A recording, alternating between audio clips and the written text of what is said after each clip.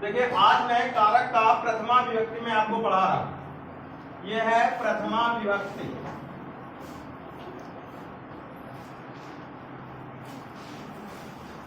इसका पहला सूत्र है स्वतंत्र कर्ता। चलिए सारे लोग आप बोलिए एक बार, स्वतंत्र कर्ता,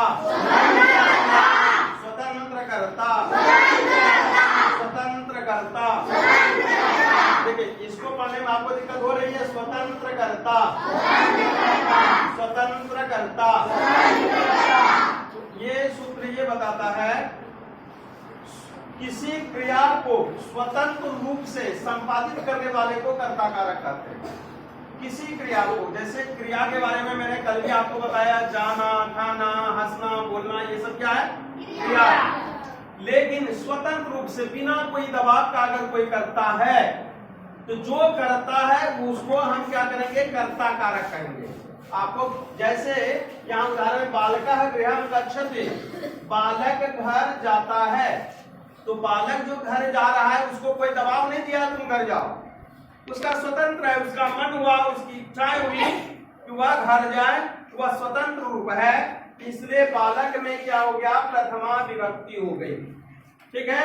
आप जैसे कि जानते हैं यहाँ पे मैंने लिख रखा है, कर्ता ने सुन। कर्ता का दो चिन्ह होता है, या तो कोई चिन्ह नहीं होगा अर्थात शून्य, या फिर ने चिन्ह होगा। तो यहाँ है बालक।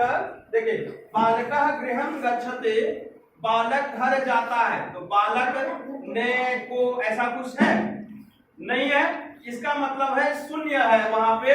अर्थात ये हुआ कि वो जो है बालक है वह कर्ता कारक है और उसने स्वतंत्र रूप से क्रिया की है जाने का, इसलिए बालक शब्द में प्रथमा विभक्ति लग जाएगी। किसी को दिक्कत इसमें नहीं? समझ गए?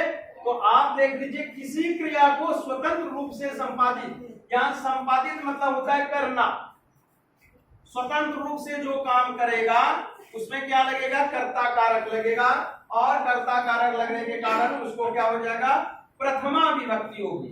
आप जानते हैं 8 विभक्ति के रूप में 7 विभक्ति होती है। एक संबोधन होता है, प्रथमा, द्वितीया, तृतीया, चतुर्थी, पंचमी, षष्ठी, सप्तमी और संबोधन, ऐसा होता है। तो इस तरह का जो क्रिया होता है, इस क्रिया के बारे में आपको बोलना है। अब देखिए दूसरा है कर्तरि प्रथमा। बोले सारे लोग बोलिए, कर्तरि प्रथमा, कर्तरि प्रथमा, कर्तरि प्रथमा, कर्तरि प्रथमा, कर्तरि प्रथमा, कर्तरि प्रथमा, कर्तरि प्रथमा। चलिए किसी को पढ़ने में इसमें दिक्कत नहीं सर। अब इसका कहना है कर्ता कारक में प्रथमा विभक्ति होती है। जो कर्ता कारक होगा अर्थात कर्ता कारक में शून्य, या तो चिन्ह में शून्य हो जाएगा, या फिर ने का अगर संबोधन होगा तो उसमें क्या होगा? प्रथमा विभक्ति होगी। कर्ता कारक में प्रथमा विभक्ति होती है। जैसे बालकः पठते, बालक पढ़ता है। तो यहाँ देखिए बालकः पठति, बालक पढ़ता है, तो बालक में कोई चिन्ह तो है नहीं, अर्थात चिन्ह नहीं जब है इसका मतलब कोई चिन्ह नहीं है, तो इसका मतलब हो गया शून्य। समझ गए? तो ये इसके लिए इसमें क्या हो गया? प्रथमा विभक्ति हुआ, कर्ता कारक का चिन्ह आया शून्य। अब देखिए रामः आम्रम खादत्, राम ने आम खाया। तो यहाँ देखिए राम ने जो है, ये ने चिन्ह किसके लिए आता है? कर्ता कारक के लिए आता है ना? यहाँ देख लीजिए कर्ता ने और शून्य। तो राम ने आम खाया, अर्थात ये ने चिन्ह जो आ गया राम के साथ में, ये कर्ता कारक आ गया। और कर्ता कारक में क्या होना चाहिए? प्रथमा विभक्ति होनी चाहिए। इसलिए राम में क्या हो गया? प्रथमा विभक्ति हो गया।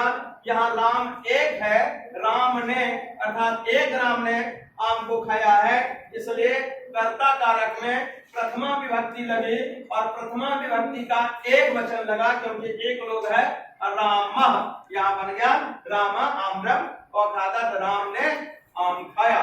चलिए इसको समझने में किसी को दिक्कत नहीं सर। चलिए 2 बार सूत्र और पढ़ लीजिए। स्वतंत्र कर्ता, स्वतंत्र कर्ता, कर्तरि प्रथमा, कर्तरि प्रथमा, कर्ता ने शून्य, कर्म को करण से संप्रदान के लिए आपादान से संबंध काटे की अधिकरण में पेपर